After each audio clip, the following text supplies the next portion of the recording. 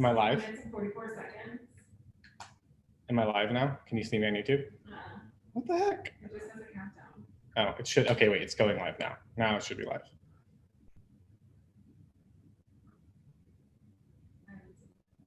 Like, Weird. It says I'm live.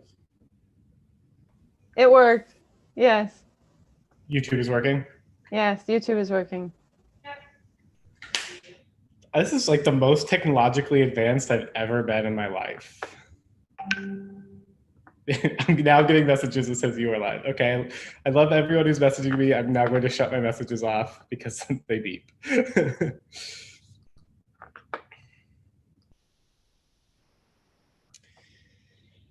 Okay. Good luck today, Alex. Thank you. Thank you. just so you know, when Kelsey talks,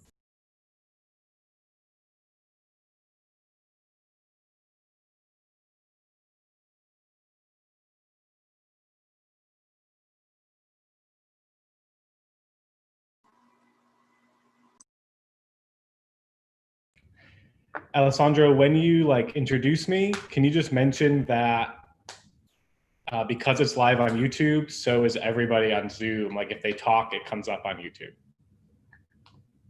Just FYI. They'll all be YouTube famous.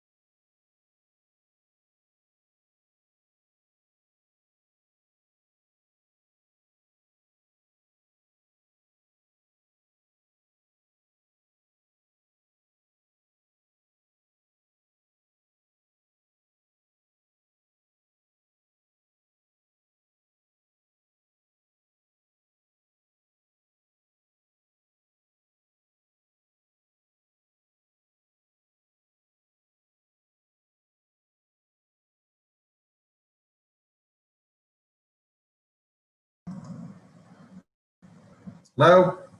Good afternoon.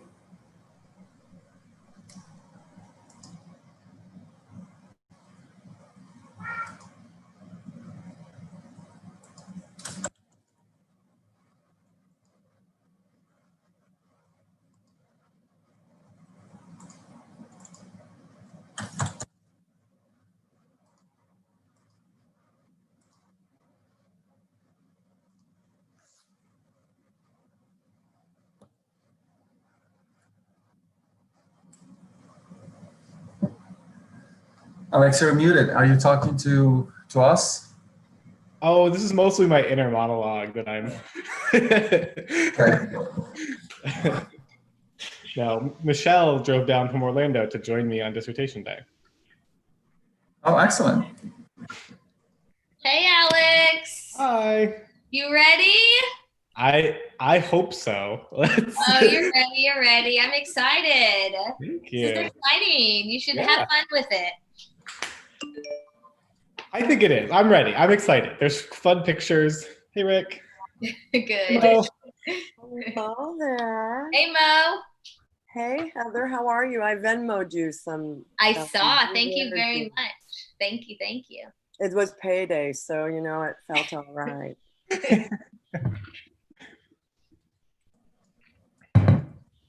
As he takes a sip on Red Bull.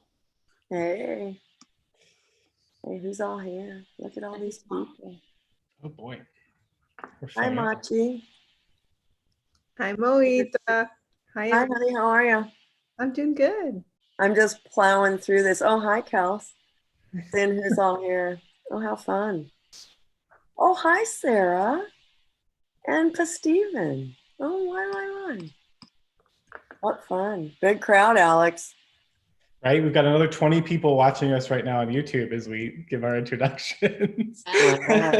Oh, There you go. It was so cool that you figured out how to work that out.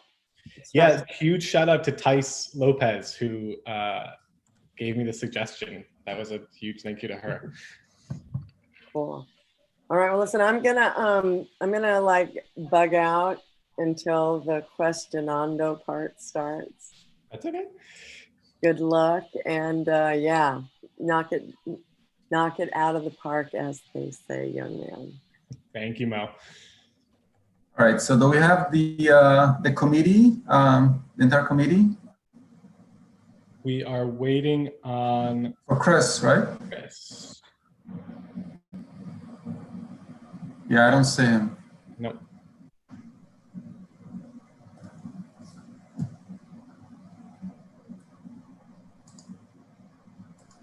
Let's wait a couple more minutes.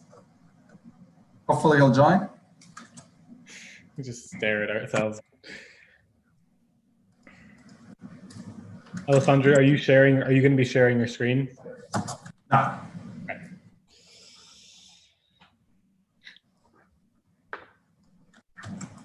Now I'll just do the brief introduction, and then you can start. Okay. So I just sent him a little note. Let's wait a couple of minutes. We're missing one of the members of the committee, and so we're gonna wait for a couple of minutes, and hopefully he'll join.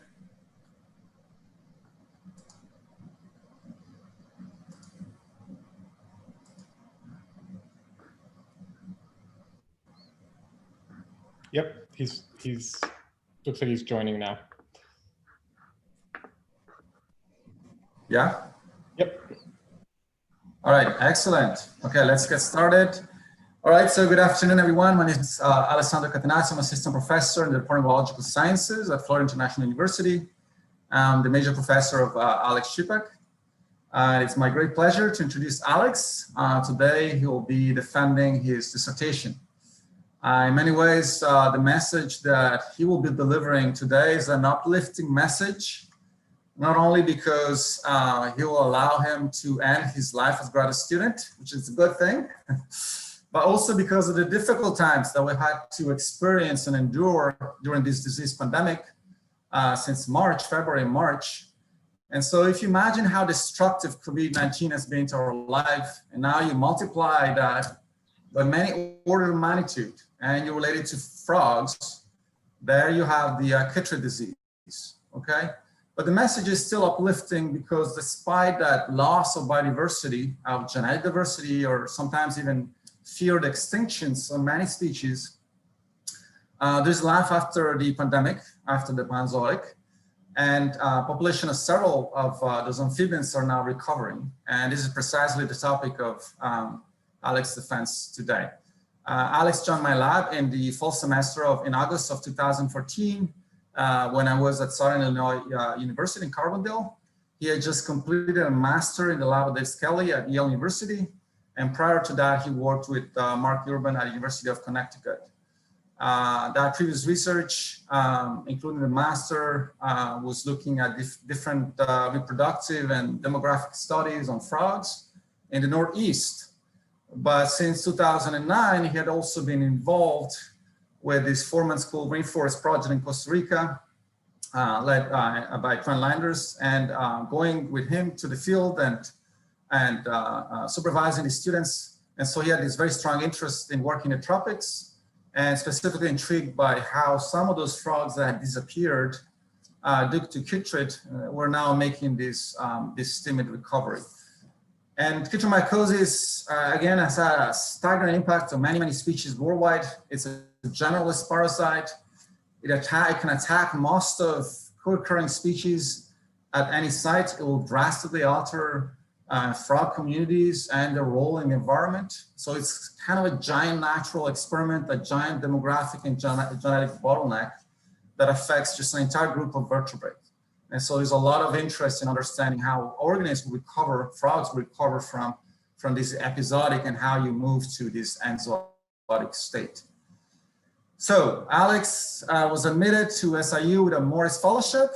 That's the most prestigious fellowship for incoming doctoral students at SIU. That covered 3 years of his dissertation, so it allowed him to plan a lot of field work. And he spent a lot of time in Central and South America. I remember the first time I met him, he came to Carbondale to visit. He was dressed very formally, which to this day, no other prospective student has done so. But he's also very much at ease in not so formal clothing in field gear. And he spent many, many nights in the field, and also being persistent and keeping high the hope of finding those recovering, which in many cases are still a very rare species.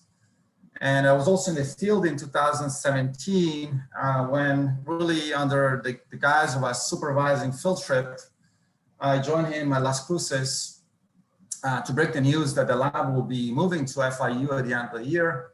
I was very lucky he decided to move along despite having that fellowship at SIU. But I would like to here thank all the past and current members of his committee, and also the people who have served in the temporary role of co-advisors, Dr. Matt Wiles and Dr. Mo Donnelly at different stages. So I think it's important to acknowledge all the work that they're always been very supportive, both at SIU and at FIU. So in terms of his dissertation, Alex has authored 10 papers during the 6 years of his PhD, which is very remarkable. Not only because of the number, but also because of the variety of topics. He's described 2 new species. He's published in Landscape Ecology, and of course, on chytrid disease ecology. He's also learned a variety of field lab analytical techniques that will give him a very strong foundation for the continuation of his career. It takes a lot of grit. When you do field work, you know that, to persist in that task, sometimes hopeless task of looking for these very rare animals. And generally, just anytime you put field work in there, you know, there are setbacks, you know, there are a lot of unknowns, you know, there is weather, you know, there's loss of material, equipment, etc. He also had to endure in Peru my frugality, among other things. We spent several memorable adventures, I think, such as being trapped in landslides for 3 days, driving downhill in first gear for several hours, and a lot of other patients dealing with car troubles along the remote minor road. So in addition to those skills and those strong foundations, Alex has also been really a great member of the lab and the department, always available to help other students, help co-advising students, volunteer for lab activities. He's mentored many undergraduate students. He's also been and continues to be involved in mentoring also in general outreach activities, mentoring high school students, etc. So that's a very genuine dedication to science education and training. So Alex has accepted a postdoctoral position, so that's great. Congratulations to him. He will continue to work on Chytrid, very exciting project, exploring mitigation potential by vaccination frauds. So please join me in wishing him the very best for this new stage in his academic career. But before that, he still has to defend his dissertation. So, but I'm sure he's happy to do so. I'm sure he's very excited. So I'll give the microphone to him. Thank you. Wonderful. Well, thank you all so much for joining me today. Let me just share my screen with you. Yeah, thank you all so much for joining me today to talk about my dissertation work. And I'm incredibly excited to share this all with you. Just a note for everybody who's playing along here on Zoom, this is being live streamed to YouTube. So during question and answer at the end, if you have your video or your microphone on, that will also be live streamed on YouTube. So just in case you're, I don't know, hiding from the police or something, just keep your microphone and video off. So with that, I think it's time to get started. So thank you all so much for coming. Today I'm going to talk to you about my dissertation with the very long title, Back from the Brink, Rebounding in Remnant Amphibian Populations in a Pathogen and Zoonotic Environment. And before I start, I think it's really important to take a minute to acknowledge the vast number of people that have gotten me to this place. If they say it takes a village to raise a child, and for the last 6.5 years, this PhD has definitely been my child, and it has taken an incredible village of people to get me and to get this dissertation to this point.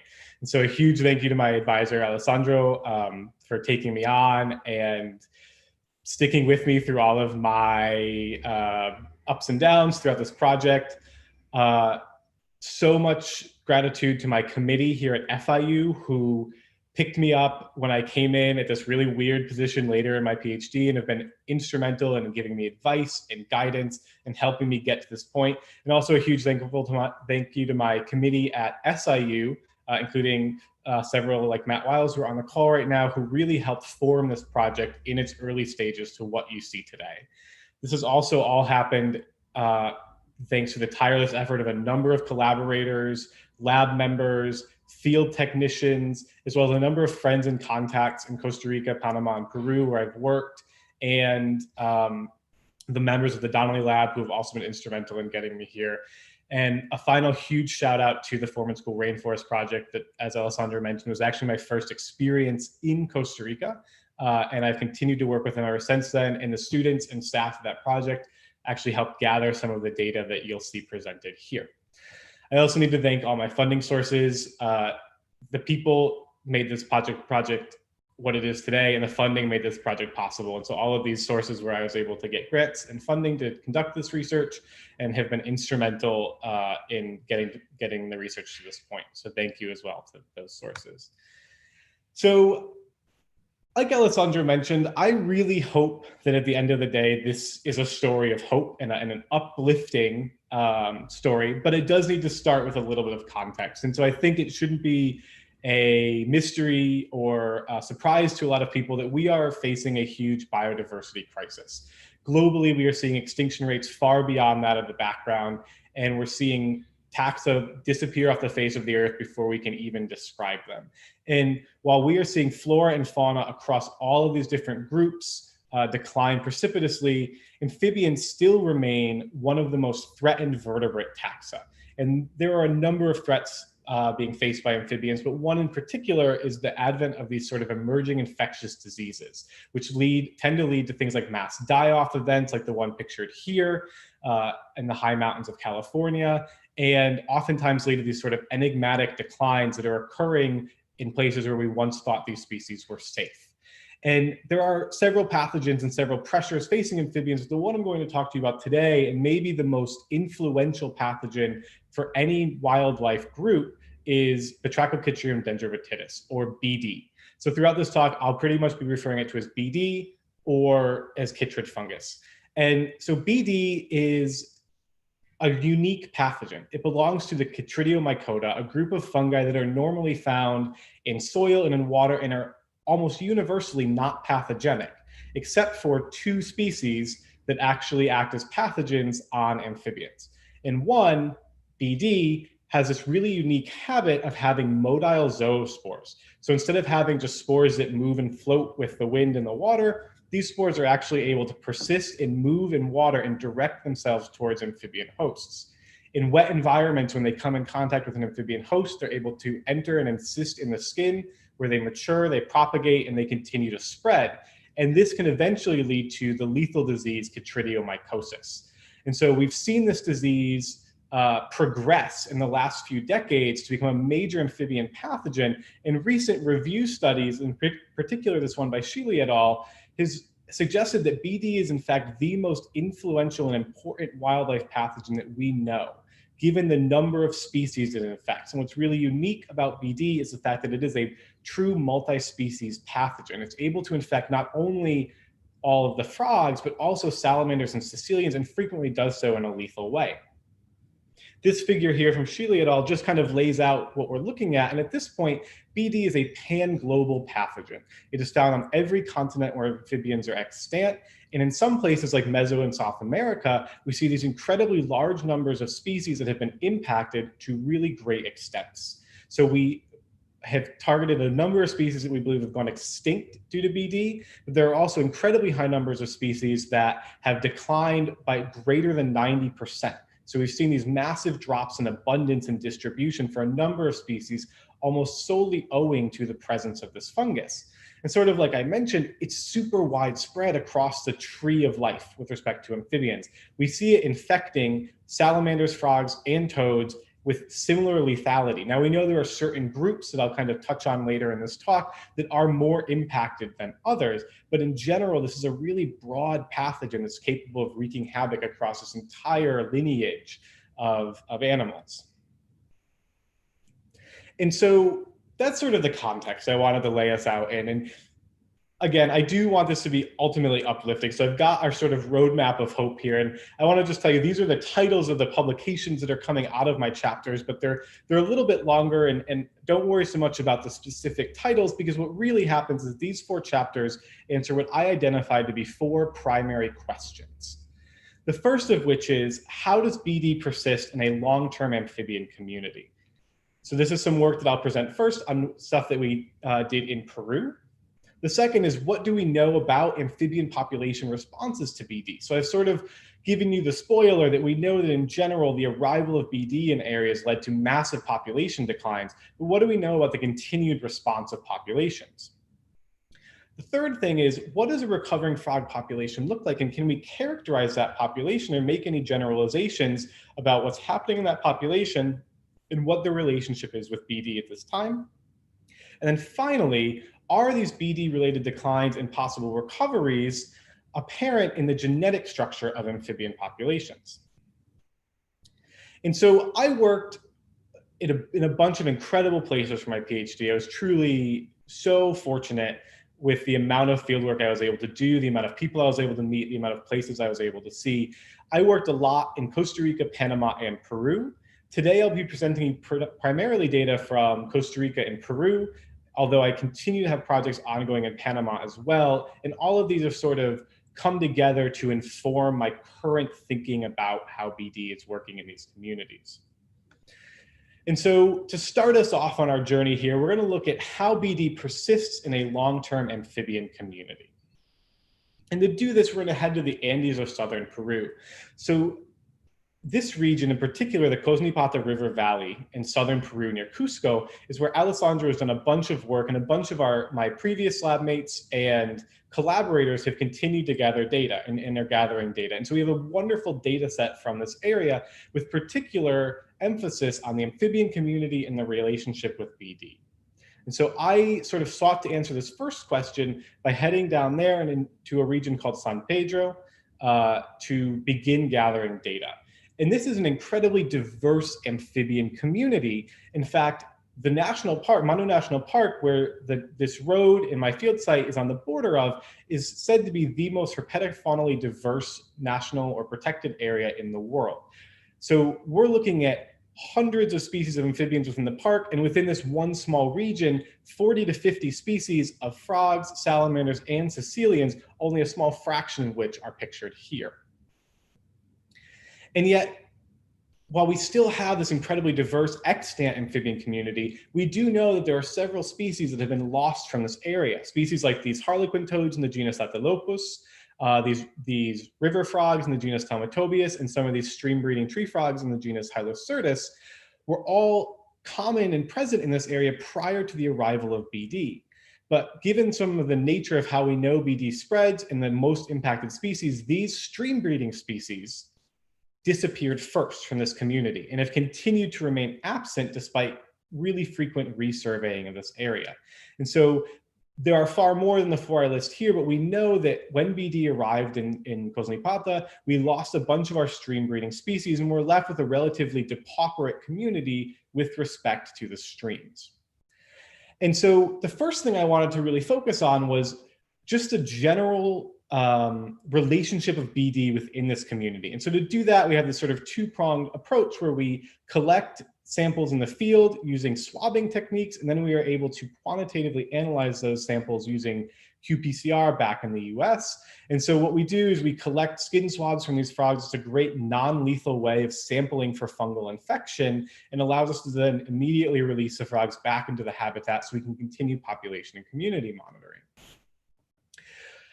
And within this survey, we really identified one species that we thought might be outperforming the rest, and that was the gladiator frog, or Boana gladiator. And so as I go through this next section, what you'll see is I've sort of highlighted how we informed our thinking about this species and how that actually panned out in our analyses. And so what's really unique about Boana gladiator is that it's one of the only species left in these streams. In the majority of the streams that we sampled, it is the only aquatic breeding species, or the only species with tadpoles that's still present in the system. And so for us, that was a really interesting observation in that we know that BD heavily impacted these stream communities, and yet this one species has seemingly persisted despite the presence of BD. And so we kind of set out to thinking like, what if this is a competent reservoir for BD? And how would we classify it as such if it is? So to understand this hypothesis, we started to think about the things that would make something a competent reservoir, which is a species that is able to maintain infection and spread infection while not showing very many lethal characteristics. And so the first two things that we've already sort of identified just by understanding the basic biology of this species is that it overlaps with a number of other amphibian species. So because Boana gladiator is an aquatic breeder, it not only exists in the stream environment, but it exists in the neighboring terrestrial environment as well. So that allows it to not only be present in both of these habitats, but potentially move the fungus between them. And in doing so and overlapping with a number of susceptible species is potentially pushing a transmission cycle. And so when we first looked at prevalence, we saw some pretty stark differences. And so really importantly here, gladiator frogs in the middle have a much higher prevalence or proportion of infected individuals than any of the other frogs in the community. So here we have with our beautiful Pristomantis, just representing the entire amphibian community. So all of the amphibians present in Cosnipata that we sampled, if we look across all of them, only about 40% of the frogs are infected. However, if we pin down and just look at gladiator, what we see is we have almost 65% of the frogs at any given time are infected with BD. So a far higher infection prevalence than the rest of the community. And really importantly, going back to that specific stream corridor where we know BD was a major issue, even comparing it to the few other extant frogs in that corridor, the infection prevalence is still much, much higher, which suggests that this is potentially related to the species biology and the species itself and not just the habitat that it's existing in. And so, yeah, again, we see that we have our gladiator is much higher prevalence. And not only do they have a higher prevalence, but in general, they have a higher infection intensity. And so infection intensity here on the y-axis is a measure of zoospore load. And so then that's a log adjusted measure of how many zoospores we calculate to be on the skin of the animal. And so what you can see just by this violin plot is that there's a really large spread of infection intensities with gladiator frogs, but they actually do have the highest calculated values, and that approximate mean value is a little bit higher than than either the rest of the community or just the aquatic breeding frogs. So not only are they more frequently infected, but they are more heavily infected when they do get sick. And it's not just in the adult frogs. We see the same exact trend in tadpoles. And so in tadpoles, again, there are very few left in these systems, but when we do find the occasional sympatric tadpole, in this case, toad tadpoles, their prevalence of infection is far lower than that of the gladiator frog tadpoles. Again, similar to the adults, about 60% of gladiator frog tadpoles that we tested were infected. And we see the same pattern again with infection intensity. So we have these incredibly high infection intensities in tadpoles, sometimes even higher than the lows we calculated in adult frogs. And so overall, what that tells us is that it's another key characteristic and potentially being a competent reservoir. They have this high prevalence and intensity of infection with BD. And so to kind of get at that, the next thing we wanted to do was understand how this infection process is happening and if they're capable of being reinfected, and if they are infected, do they die? And so the first study here, just our mock-up of a mountain here on the right-hand side, shows you that what we did is a transplant experiment where we took tadpoles from within the current range of gladiator frogs. We cleared them of infection using antifungal medicines, and then we reintroduced them in these baskets, as you see here on the left, into other novel streams. And so we actually introduced them into streams where gladiator frogs used to exist but are no longer found. And what we found is that when we reintroduce these tadpoles into these streams, they very quickly get reinfected with this fungus. And so these tadpoles, especially in the stream here shown in brown, when they're reintroduced into the same stream they were pulled from, they pick up that infection really quickly. But even when we put them in streams where there are no other tadpoles present, they are able to get reinfected. And eventually these infection intensities begin approaching that of the wild animals. So this happens really, really quickly. Again, in less than 30 days, we're seeing the same prevalence again in tadpoles that we had already cleared from infection. And despite the fact that they get reinfected and that we know that they can pick up this infection, they don't die. And so in this sort of partner study that was done by Alessandro and some other collaborators looking at susceptibility of adult animals, in a trial where they infected adult gladiator frogs with BD, we saw no mortality across the entirety of the study. And so there was no difference between that and the control. And so really suggesting that despite the fact that they can pick up this fungus and it's propagating in their skin, they aren't dying from it. And so this adds one more piece to our puzzle of what makes this a competent reservoir. Is this a competent reservoir? Is that they are apparently tolerant to chytridiomycosis or tolerant to infection by BD. So this sort of raised the question of how are they combating this infection? What is allowing them to persist in this environment with BD? And so there are two sort of competing hypotheses right now, both involving skin defenses. And so what we wanted to do was look at the expression of peptides on the skin of these frogs. So antimicrobial peptides are naturally expressed by frogs from their granular glands to combat infections, to promote wound healing. And so we sampled those peptide compounds by basically forcing the frog to express their granular glands into water and then using that in a later assay. And we also collected data on the bacterial microbiome present on the skin by swabbing these frogs and then barcoding those bacteria to look at the bacterial diversity present on these frogs and whether or not any of those bacterial species are able to combat BD or prevent the growth of BD. And so to start off with the bacteria, what we see is this is just a plot here of OTU richness. So you can think of this as bacterial taxa richness. So SOTUs are one way of describing bacterial species or bacterial cultures that are genetically distinct from one another. So what you can see is we have a large number of families of bacteria present, but that the overall diversity, the overall number of species on the skin of these frogs varies greatly, from some that have as few as 50 different species of bacteria to some that have over 500 species of bacteria. And so we see in general, there are some major taxa that are present on all of the skin of these frogs, on the skin of all of these different frogs we sampled, but we do see a huge diversity in not only community structure, but just number of bacteria present on the skin. And when we look closer at that, what we find is that that SOTU richness or taxa richness, the number of species on the skin, does actually have a negative correlation with the intensity of infection.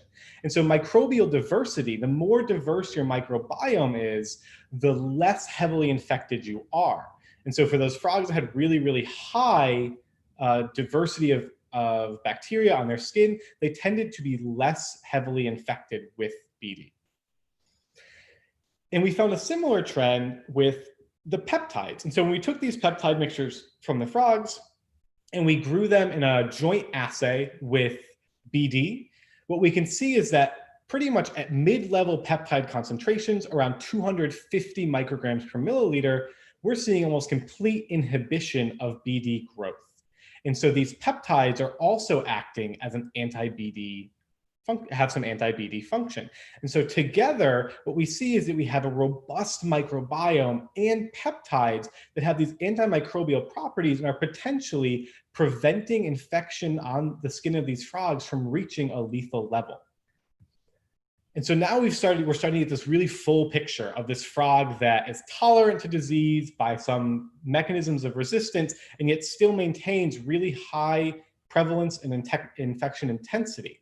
And so the last part I wanted to understand was, okay, if we know these frogs are infected and they're widespread and they're not dying from it, so they're potentially spreading this throughout their lifetime, what are they actually contributing to the infection process in the community? And really, generally, what are they contributing to this sort of zoospore pool? So one thing we know about BD is that these zoospores that are released from the skin of these frogs are able to survive for a long time in substrates and in water, 6+ months in some studies. And so potentially a frog that's spreading across its entire lifetime is able to contribute a lot of zoospores that are being shed out of its skin. So what I wanted to do next was really determine this shedding output. And so to do this, after collecting frogs and swabbing them like we normally would for BD, we would rinse the animal and then incubate them in clean water. So BD-free water. And then we filtered that water through a fine enough filter that we were able to withhold all of the zoospores on that filter. And then similar to the swabs, we conducted qPCR on these filters to look at the number of zoospores that were shed by these frogs over the course of an hour. And ultimately, then we can extrapolate the overall output of these frogs into that zoospore pool.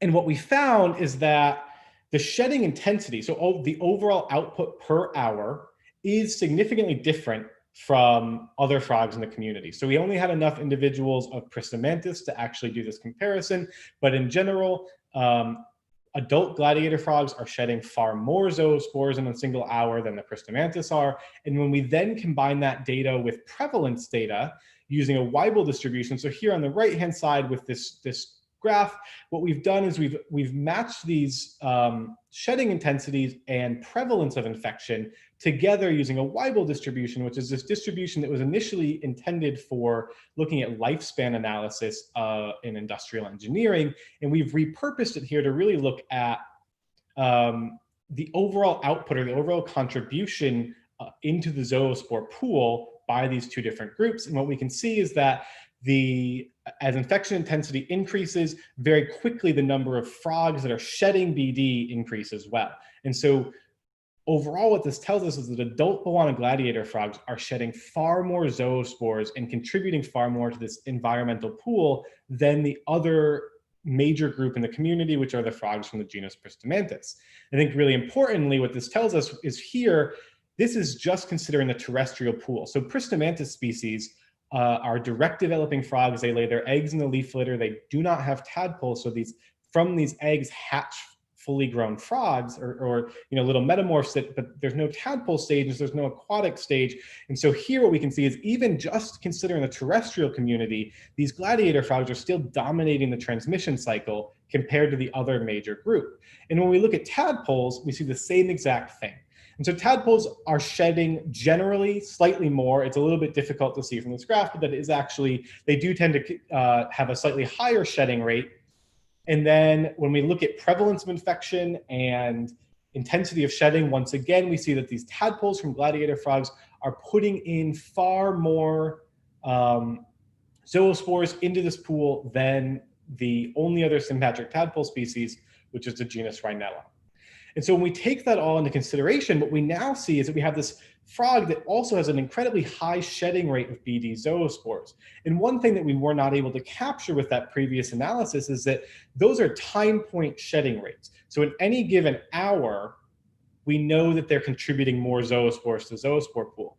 When you begin to think about it across the lifespan, they're actually contributing exponentially more zoospores because many of these other frog species, when they do become infected, they die from it. They're still susceptible to infection. But because we now have this competent reservoir for BD, Bowana gladiator, that is tolerant to infection, so is able to maintain and keep that BD in the skin without dying, they're potentially contributing these increasingly high numbers of zoospores across their entire lifespan, from tadpole all the way through the adult stages and reproduction and potentially natural mortality. And so their lifetime input is just astronomical into this system. And in that way, they're likely driving the infection dynamics in the system and are able to maintain really high levels of the fungus in the system and keep a really active transmission cycle.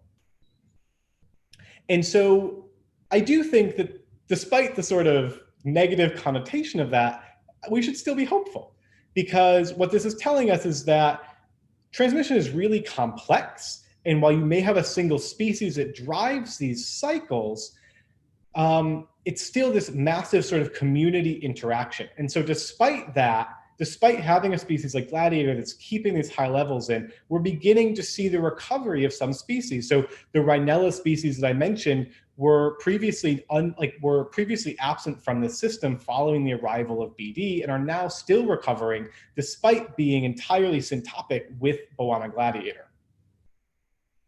And so this kind of led me to the question of, if BD continues to persist in the environment, particularly at these really high levels, how does it impact population persistence and recovery? And so I sort of gave you a little spoiler there that we do think things are recovering. And so to kind of answer this question, I wanted to switch my lens to Costa Rica, in particular because of the really long history of research within Costa Rica. And so I sort of sought out to do a review study within Costa Rica to ask what we know about amphibian population responses to BD. And Costa Rica is a really important country in the history of our understanding about BD. And so Costa Rica was one of the first places where amphibian declines were attributed to the presence and spread of this fungus. So in 1987 in Monteverde, Marty Crump and Alan Pounds noted the loss of the golden toad, Encilius peregrinis. At that time, it was still an enigmatic decline. They just, from one year to the next, disappeared. In 1993, all the way in the southern edge of the country, Karen Lips reported this massive crash of the amphibian fauna at Las Tablas. And shortly thereafter, BD was described, and these declines, in particular the Las Tablas decline, were attributed to the arrival of BD in the area and the sort of rapid spread through the community, leading to these entirely depauperate, high elevation streams. And recently what we found out is that while this sort of wave-like spread occurred throughout Costa Rica and continued on through Panama, BD has actually been present in the system for a very long time. And so retrospective studies of museum specimens have shown that this area shaded in blue and this area shaded in yellow in the Central Valley, BD has actually been extant in that area, or at least present in some amphibians since as early as the 1960s. And so there's some unique dynamic going on here, but what's really unique about all of these things is that we have this quality of data. So we have incredibly large museum collections, we have population level data from across the country, and a lot of it has been tied in or attributed to BD. So that allows us to make some really fine scale, ask some really fine scale questions about what is happening. And so sort of along that note here in red, I'm showing you the number of animals that have not been tested for BD within Costa Rica. So this is just a general bar plot of the total number of amphibian species currently known from Costa Rica and their reported relationship with BD. So in blue, what I'm showing you is the number of animals that have been tested, or the number of species that have been tested. In red are the ones that we still have yet to test. And just generally what you can see from this is that a large number of frogs have been tested in Costa Rica. More than half of the known species from Costa Rica have been tested for the presence or prevalence of BD. And that spread is not equal. So salamanders and caecilians are far less represented in these data sets. But what we can see is that we actually have really great data on BD in these communities with respect to frogs. And it ties in really well when we start looking at the threats towards these frogs and amphibians in Costa Rica. And so here again in red, you're seeing species which data is lacking for. So within the IUCN determination, so how endangered these animals are in the wild, most of the frogs we have really great or good enough population data for to make some determination. However, very few of the caecilians, so that really predominantly red bar for caecilians or Gymnophiona, tells us that we have very little population data for that. But again, what you can see here is that we at least have enough data with respect to populations to make determinations on current conservation status in the wild for most of the frogs and most of the salamanders. And so this sort of allowed me to then frame my understanding about the trajectory of these frog populations. And so I'm going to just briefly introduce two terms, one of which I've already started using. And the first is this sort of idea of rebounding or recovering populations, also sometimes called Lazarus populations. And we call them Lazarus populations because, like Lazarus, they seemingly rose from the dead.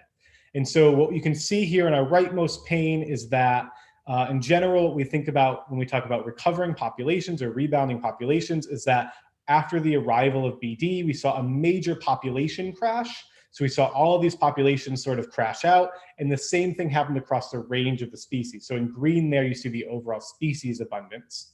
And so in general, what we think about when we talk about these recovering or Lazarus populations is this major crash following the arrival of BD, and oftentimes some level of existence that existed below a detectability threshold. So for instance, I'm giving you the example here of Ismohyla rivularis, which was once an incredibly widespread species in Costa Rica, and following the arrival of BD was believed to be extinct. In 2008, it was rediscovered in Monteverde, and since then, it's now been found in numerous sites across Costa Rica. And so what we think is happening is that we've now seen these populations sort of crest above that detectability threshold. As these numbers continue to climb, we expect to find more populations.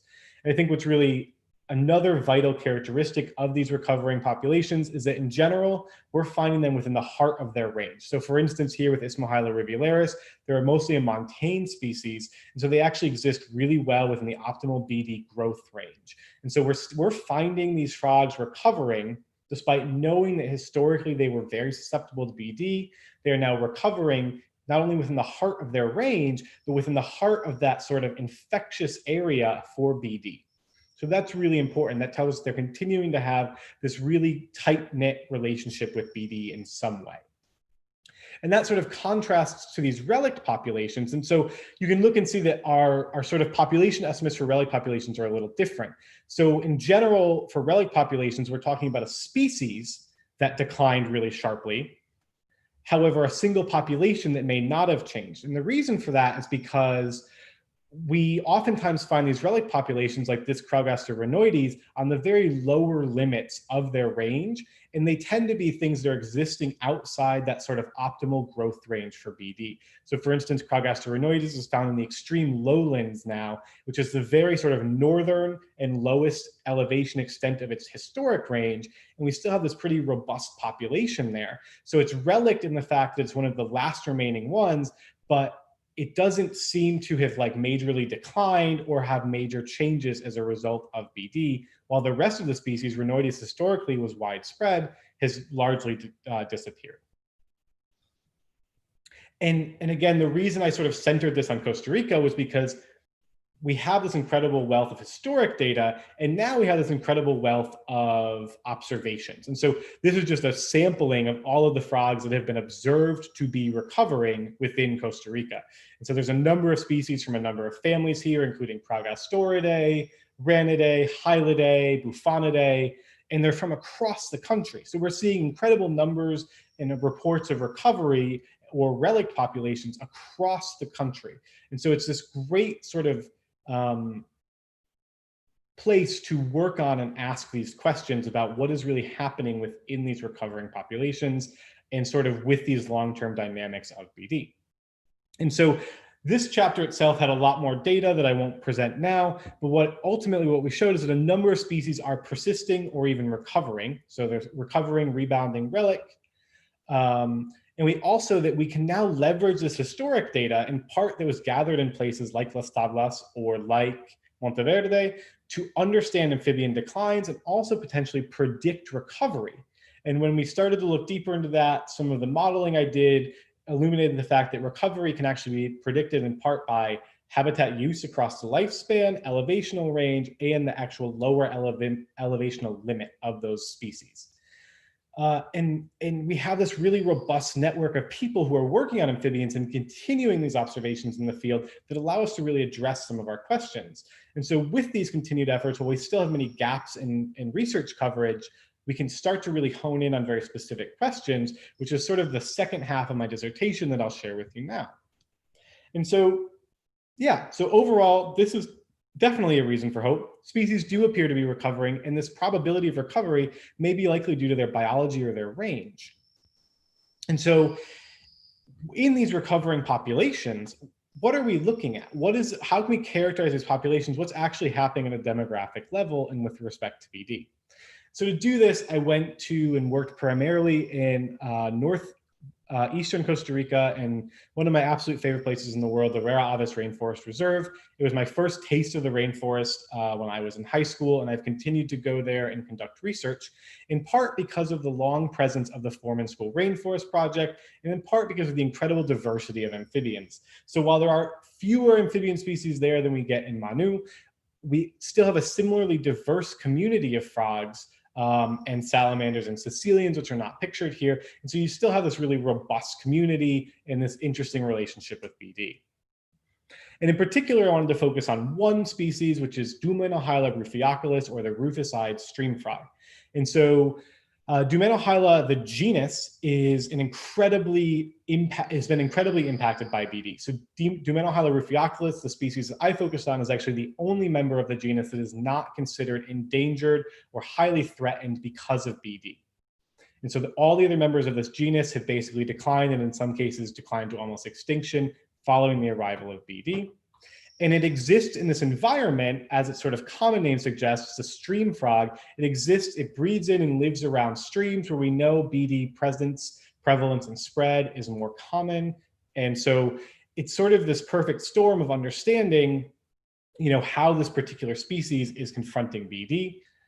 And I think really importantly, it is an overall widespread species, but it's really pretty much endemic to Costa Rica, except for some small parts of Panama where it's currently believed to exist as well. And really here in Rara Aves, up here in the northeastern part of its range, I focused sort of on what that all means for this particular population. And the reason I chose this species in particular is because data collected by the Foreman School Rainforest Project, in part presented here, tells us that this frog was pretty much unknown from the reserve prior to 2004. And so this is just a general species accumulation curve for amphibians collected since 2002 by the Foreman School Rainforest Project. But that project actually began in the mid-1990s. And so what we know is that between the beginning of that project, and actually prior to the beginning of that project in 2004, Dumenohyla rufioculus was not really known from this reserve. The first individual was seen by the Foreman School in 2004, and since then, pretty much from 2008 on, the number of encounters of the species had increased steadily here on the red line. Until this point, it's actually one of the more common species of frogs we can find when we are in the appropriate habitat, which is those streams that they breed in. And so what I kind of wanted to target was then, what is their relationship with BD? So we know that this species belongs to a genus that is highly impacted by BD, and we know that they seemingly are recovering, or that they were not detectable and are now detectable. What's happening with their relationship to BD? So here, the black dots and lines are just the background prevalence of BD within the amphibian community, within my transects.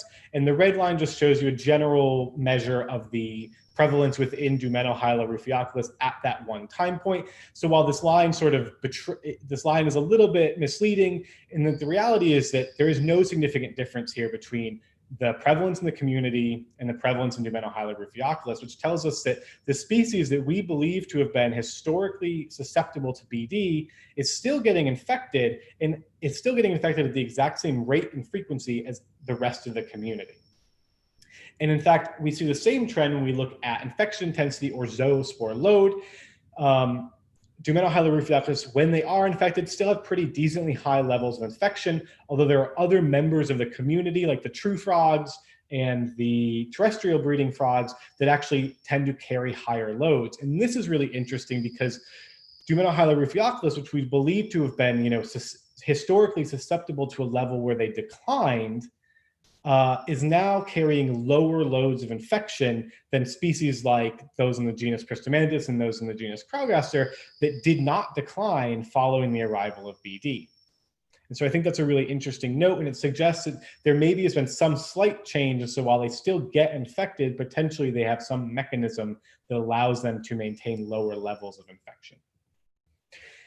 And what I really wanted to get at was the demography of this population, to look at its trajectory in the survival over time. And so to do that, I undertook a mark recapture protocol. And you can see here illuminated in the thigh of this frog, I used visual implant alphanumeric tags, which we were able to quickly mark the frogs with and release them so I could continue tracking them over time. And I actually encountered quite a few individuals during the study. However, most of them were only captured once or twice.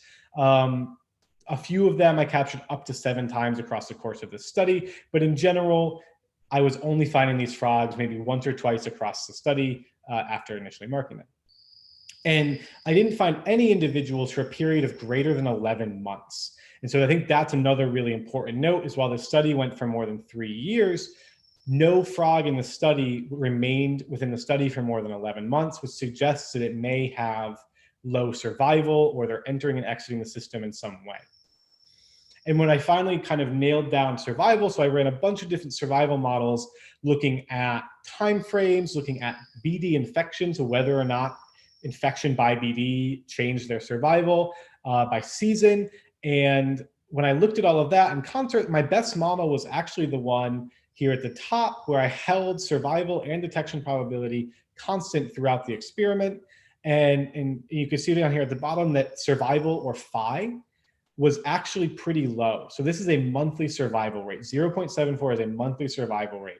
And so what that tells us is that over the course of a year, most of these frogs are dying. You have about a 75% chance of making it from one month to the next. And despite that really low survival, I have a pretty high detection probability relatively. So I'm finding about half of the animals extant in the population during any surveying run. And then I wanted to say, okay, so I know that survival is low, but what is actually happening with the trajectory of this population? And so to do that, I use these Pareto lambda models, which estimate not only survival and detection probability, but lambda, which is a measure of sort of growth of the population over time. And so importantly, similar to the Cormorant seabird, I got the same estimates for survival and detection probability, but then I got these sort of varying estimates for growth. And so in this case, any number above 1 indicates that that population is growing in that time period. So between sampling sessions, in general, my population is growing. And when we actually look at a mean value, or we look at a value across the entirety of the study, this population has a lambda of 1 or higher, suggesting that in general, this population is either very stable or continuing to grow, despite this continued relationship with BD. And so some other results I didn't present here, but this is in general a male-dominated population, which is potentially a sampling bias or a biological impact on our sampling scheme, but it has a really low monthly survival rate with no individuals surviving beyond 11 months. And overall, there's little evidence though that BD is now having an impact on this population, even though it's still confronting it within its habitat. And it really seems to be potentially stable or even increasing. But this kind of led me to having many lingering questions about the trend of this population in particular, because I came in so far after the arrival of BD. And so to answer that question, I then sort of moved on to looking at the genetics. And so my final question was, are BD-related declines and recoveries apparent on the genetic structure of amphibian populations? And just really briefly, what we kind of expect is that when you see major demographic changes, that will then be reflected within the genetic structure of this population. So huge crashes in population size, we should also see changes in genetic variability, including things like a measure of effective population size. And this sort of, the strength of this change can be due not only to the number of individuals lost from the population, but the time spent at that depressed level. And so to do this, what I did was I leveraged my mark recapture study. So during that study, I collected single toe clips from these frogs with some historic samples that were collected in Volcan Cacao in the very northern extent of the range prior to the arrival or prior to the decline of that population from BD. And I compared these two populations using an approach called dd-RADseq, where I identified a bunch of single nucleotide polymorphisms across their genome. And I did some really basic level analyses because we know so little about the genetics of the species. This is actually the first study on the species at all looking at a molecular level. And so the first thing I wanted to look at was effective population size. So again, that sort of measure of genetic variability. What we can see is that regardless of how I analyze that data, the historic population always has a higher effective population size, which tells us that something has happened in this rare avis population that likely decreased the genetic variability. Following a hypothesis that's very likely the arrival and decline from BD. And this doesn't change regardless of how many loci I look at or how many individuals I consider. So there's a lot of things that can happen here with sampling effort, and because it's historic and contemporary and there's sample age issues, I ran these various analyses. What it comes out to time and time again is the historic population had a higher variability. And so just some sort of general expectations of genetic structure in this population. If we're considering just heterozygosity, when we have a recovering population, we expect a really low heterozygosity because we're expecting that's kind of just starting to go on the upswing there. They haven't had time to go through that mutation process or the immigration process to bring back in more genotypes. We expect a really low effective population size. And when we do these neutral tests, which are measures of the number of rare alleles in a population, what we expect is that we should get negative values for our neutral tests. And that'll be really important in just a second. So, but really pay attention to that bottom line there. Neutral tests in a stable population, we expect positive numbers. In a declining population, we expect those numbers to begin to drop towards zero. And when a population is recovering really quickly, we actually expect negative values. And so when we look really briefly at heterozygosity, what we can see is that our historic population, again, had higher observed and expected heterozygosity, and also had lower inbreeding. And so this inbreeding coefficient tells us that these frogs at Rara avis in this contemporary population are higher inbred, they're more related than the historic population at Volcan Cacao.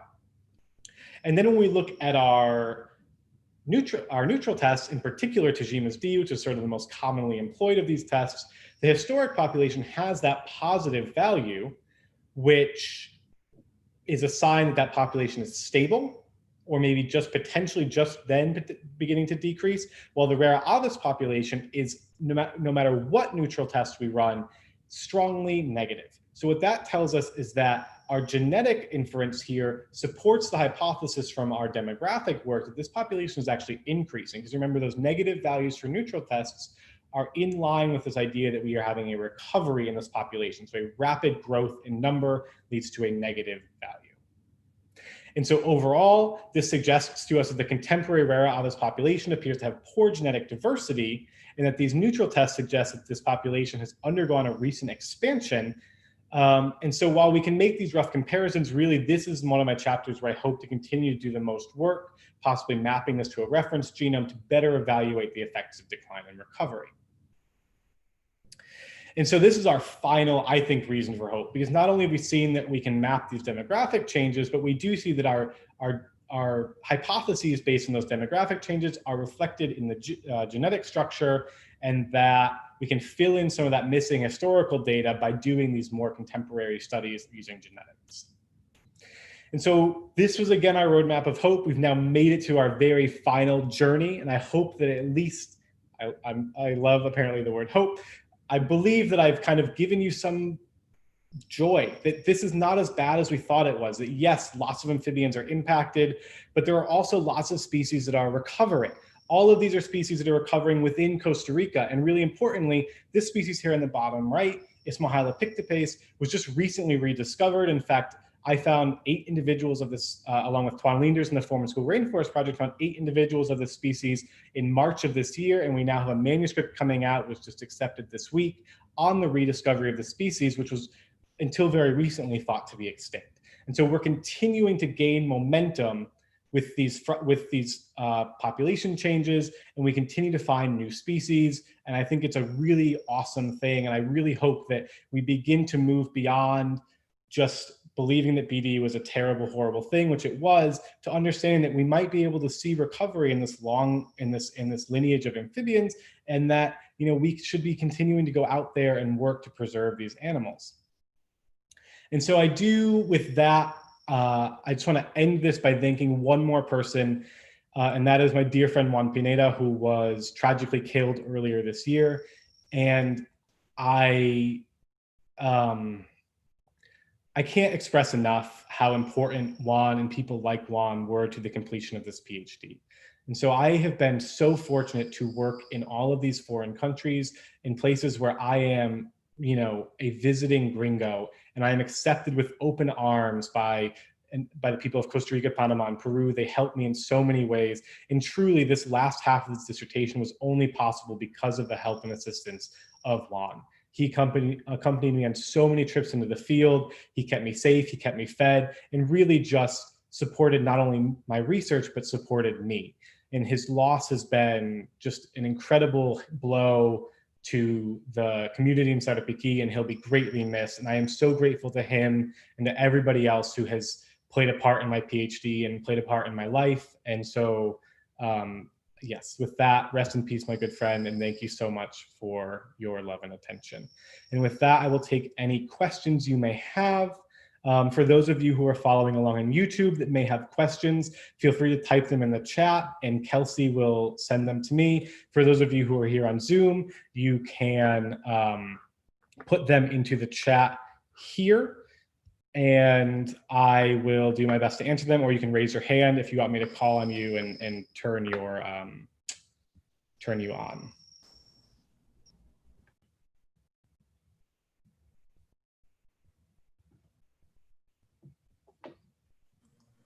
Thank you. Yes, there is time for questions. Great job, thank you. Actually, people kind of mute themselves on the Zoom call, not from YouTube. But if you have questions, people who are on the Zoom call, please go ahead, except for committee members, we're gonna have some time after. But everyone else, please just unmute yourself if you have a question. Yeah. Have some time.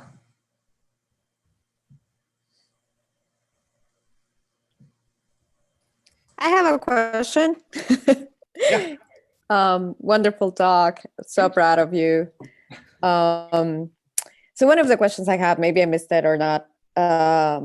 So what can you tell us about the species that, so kind of in a big picture sense, you know, you were talking about how some species shed and everything. So what can you tell us about species that actually, you know, I'm thinking about glass frogs, that you can actually find them like 2 years, 3 years, you know, you can recapture them. Like, how BD is affecting those populations and how they are affecting other species with whom they share, Yeah. or with which they share the stream. So I think that's a fantastic question. And what I will tell you is that I don't think we know.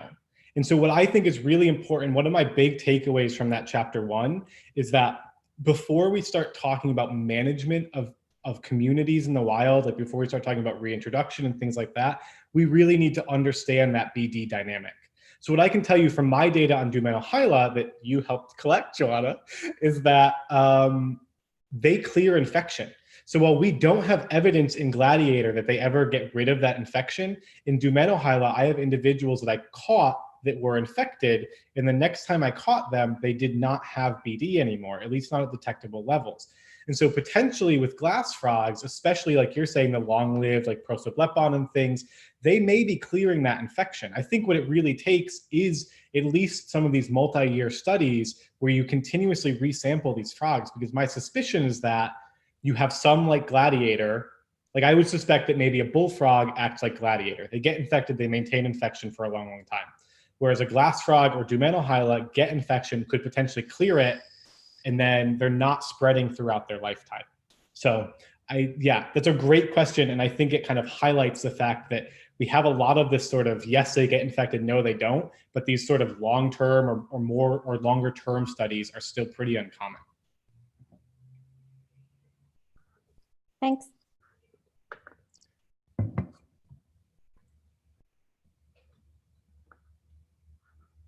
Anyone else? I know it's a weird platform to like ask questions, but anyone? Just so you know, you're getting some questions in the chat. Oh, ooh.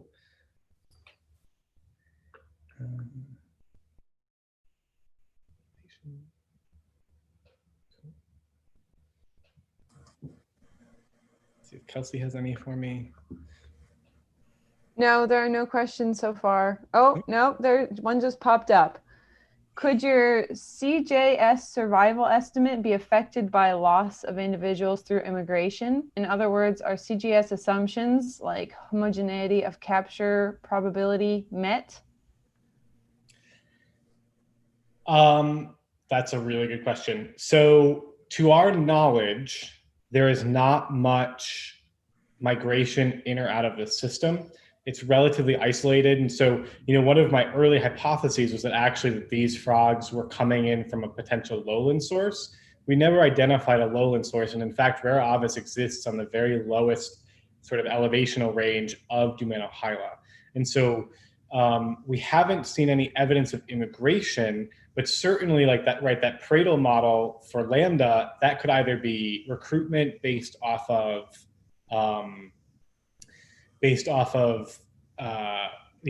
tadpoles maturing into adults, or that could be frogs coming in. But to my knowledge, I didn't have really movement between transects. So I ran multiple transects on different streams, didn't have movement between them that was evidenced at all. And I didn't actually find these frogs on other nearby sources of water. So I don't think there's a whole ton of movement right now within this population.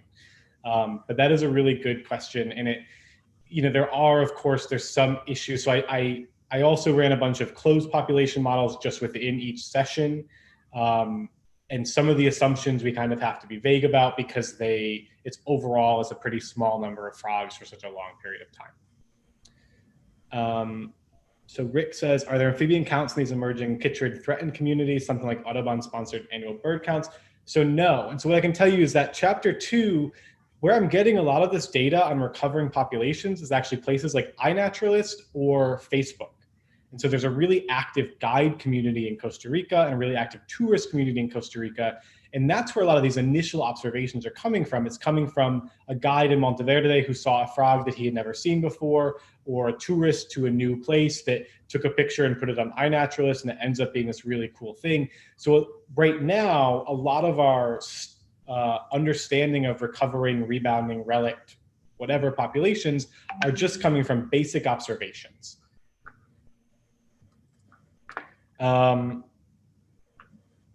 Yeah, so Karen Bauman asks, may have misunderstood this, but I'm wondering why the gladiator frogs have high infection intensity and high microbe diversity, antimicrobial peptide production, if those two are negatively correlated. So that's a really good question. So microbiome changes over time. So the microbiome community on the skin is constantly changing. And I actually did microbiome work on Dumenohyla, and what you can see is that the frogs that I've resampled multiple times, their microbiome is different every time I sample them. So that's oftentimes a single time point thing, like is the microbiome affecting the BD concentration at that very same moment? Potentially. And the same thing with peptides, peptide expression varies constantly. And so you're not necessarily seeing these super high concentrations of peptides on the skin that we're able to get when we force them to express all of them at once. And so potentially what's happening is that these are just acting as mediating mechanisms. And so they are negatively correlated, but overall, they're just keeping the infection intensity low enough that it doesn't become lethal. So what we know typically about BD is there's generally a threshold for each species where once they get to a certain level of infection, it then tips the scales and overwhelms their immune system and they die. And so with these frogs, potentially what's happening is that it's just keeping it low enough that they're not dying for that infection or showing really outward signs of problems.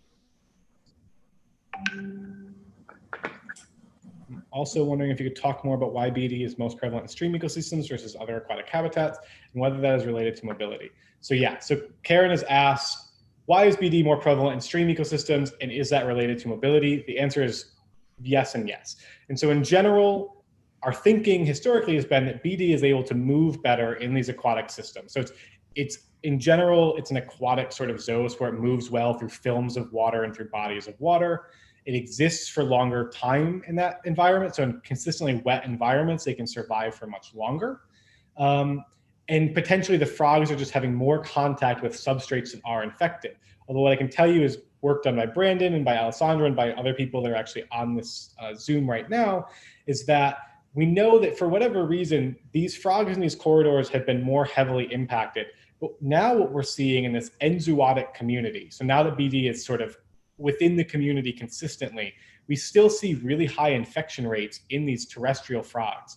So those frogs in that genus Pristomantis, while the prevalence is a little bit lower than gladiator, they're still susceptible and they never go in the water. You won't see a Pristomantis in the water unless you've forced it into the water. And so this BD is still able to survive and persist and spread really well in purely terrestrial environments.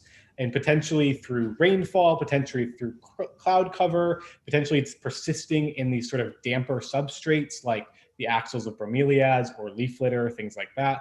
But it's sort of, a lot of our assumptions were made when we first observed declines. We saw that stream breeding animals declined quicker and were the ones that tended to be more impacted. And that is probably due to that sort of those aspects of BD biology and also potentially the aspects of the biology of the frogs that keep them in more constant contact with water.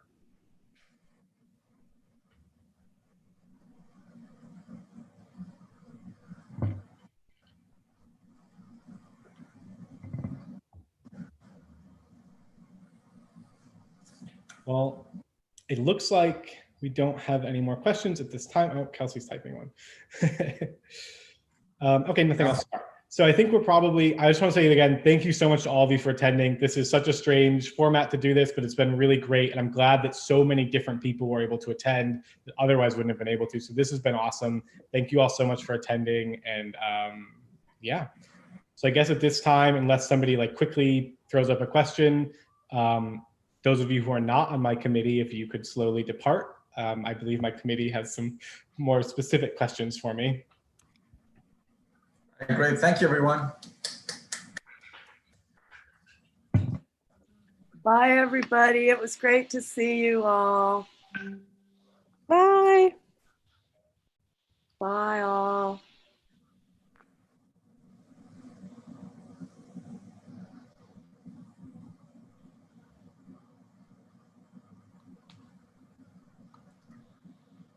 Or did we lose? We lost mine. Right. We're good. No, okay, we had to get rid of Jared. You also have to stop the live to YouTube. Great point. Because otherwise it's broadcast to YouTube. So